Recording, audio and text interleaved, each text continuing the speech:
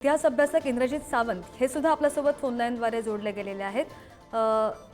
इंद्रजितजी, आपण पाहतो आता प्रशांत कोरटकरला अटक होणार आहे आणि सगळ्यात मोठी अपडेट आलेली आहे। इंद्रजित, म्हणजे तुम्हाला जी धमकी दिलेली होती त्या प्रकरणामध्ये आता कोरटकरला दणका बसणार आहे। आपली प्रतिक्रिया हवी आहे। नाही, मी माझ्या धमकीचा विषय मी पोलिसांपुढे नेलेलाच नाही।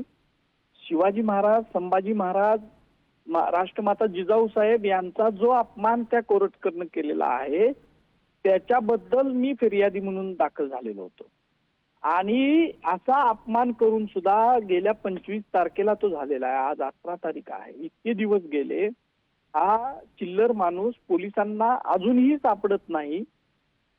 तो माझ्यासाठी एक प्रश्न आहे। आणि दुसरी गोष्ट, शासनाचे वकील असतील, आमचे वकील असीम सरदेव सर असतील, पोलीस खाता असेल, यांनी चांगल्या पद्धतीनं काल बाजू मांडली कोर्टामध्ये आणि त्या सगळ्या गोष्टीचा कोर्टानं दखल घेतली आणि त्याचा जामीन नाकारला। हा एक भाग झाला। दुसरा भाग असा आहे की यांना अटक होणार, लवकरात लवकर अटक होणार आहे का, हा एक पहिला प्रश्न।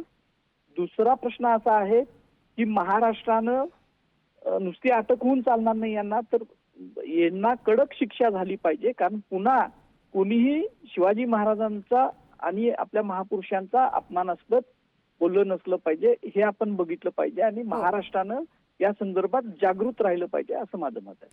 अगदी इंद्रजितजी, धन्यवाद दिलेल्या प्रतिक्रियेसाठी। तर इतिहास अभ्यासक इंद्रजित सावंत आपल्यासोबत फोन लाईनद्वारे जोडले गेलेले होते, त्यांची प्रतिक्रिया आपण घेत होतो।